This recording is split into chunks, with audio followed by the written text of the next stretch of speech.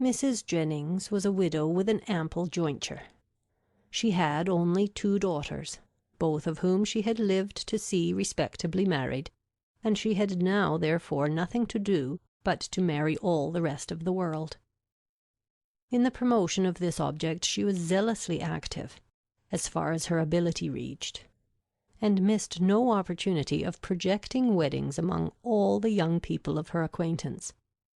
She was remarkably quick in the discovery of attachments, and had enjoyed the advantage of raising the blushes and the vanity of many a young lady by insinuations of her power over such a young man. And this kind of discernment enabled her, soon after her arrival at Barton, decisively to pronounce that Colonel Brandon was very much in love with Mary Ann Dashwood. She rather suspected it to be so on the very first evening of their being together, from his listening so attentively while she sang to them. And when the visit was returned by the Middletons dining at the cottage, the fact was ascertained by his listening to her again. It must be so. She was perfectly convinced of it. It would be an excellent match, for he was rich and she was handsome. Mrs. Jennings had been anxious to see Colonel Brandon well married, ever since her connection with Sir John first brought him to her knowledge, and she was always anxious to get a good husband for every pretty girl.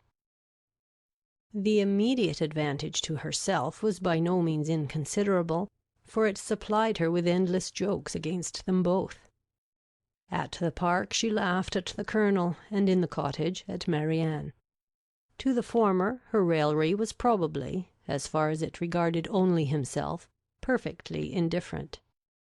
But to the latter it was at first incomprehensible, and when its object was understood, she hardly knew whether most to laugh at its absurdity or censure its impertinence, for she considered it as an unfeeling reflection on the Colonel's advanced years, and on his forlorn condition as an old bachelor.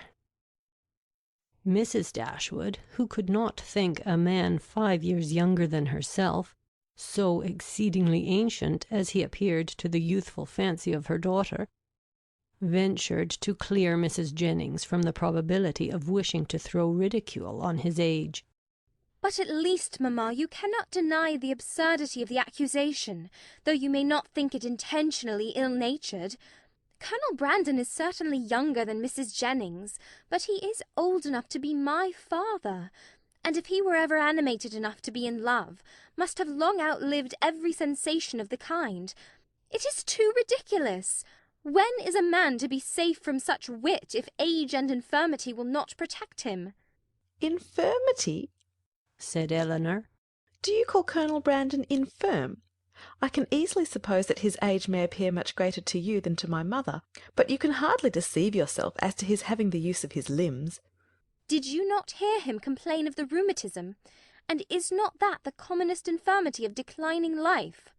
My dearest child, said her mother, laughing, at this rate you must be in continual terror of my decay, and it must seem to you a miracle that my life has been extended to the advanced age of 40. Mamma, you are not doing me justice.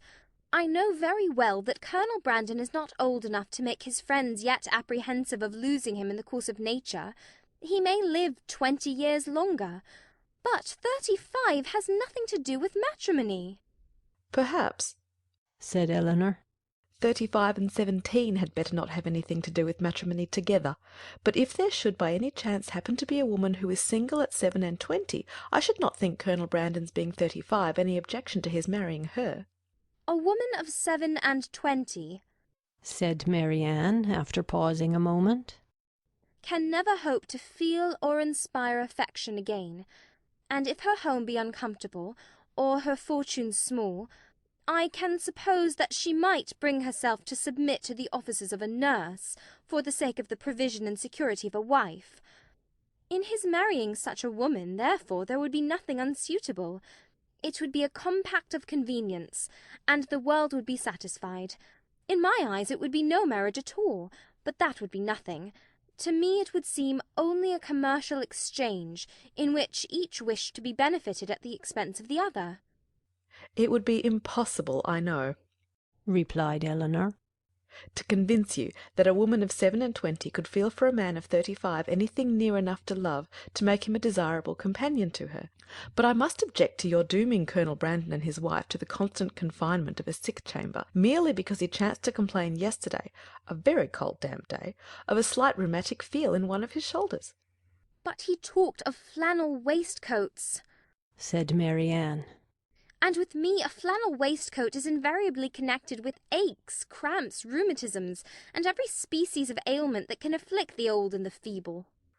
Had he been only in a violent fever, you would not have despised him half so much.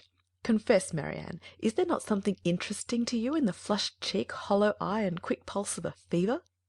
Soon after this, upon Eleanor's leaving the room, Mamma, said Marianne, I have an alarm on the subject of illness which I cannot conceal from you. I am sure Edward Ferrars is not well. We have now been here almost a fortnight, and yet he does not come. Nothing but real indisposition could occasion this extraordinary delay. What else can detain him at Norland? Had you any idea of his coming so soon? said Mrs. Dashwood. I had none. On the contrary, if I have felt any anxiety at all on the subject, it has been in recollecting that he sometimes showed a want of pleasure and readiness in accepting my invitation, when I talked of his coming to Barton. Does Eleanor expect him already? I have never mentioned it to her, but of course she must. I rather think you are mistaken, for when I was talking to her yesterday of getting a new grate for the spare bedchamber, she observed that there was no immediate hurry for it, as it was not likely that the room would be wanted for some time. How strange this is! What can be the meaning of it? But the whole of their behaviour to each other has been unaccountable. How cold, how composed were their last adieus! How languid their conversation the last evening of their being together! In Edward's farewell there was no distinction between Eleanor and me. It was the good wishes of an affectionate brother to both. Twice did I leave them purposely together in the course of the last morning, and each time did he most unaccountably follow me out of the room. And Eleanor, in quitting Norland and Edward, cried not as I did. Even now her self-command is invariable. When is she dejected or melancholy? When does she try to avoid society, or appear restless and dissatisfied in it?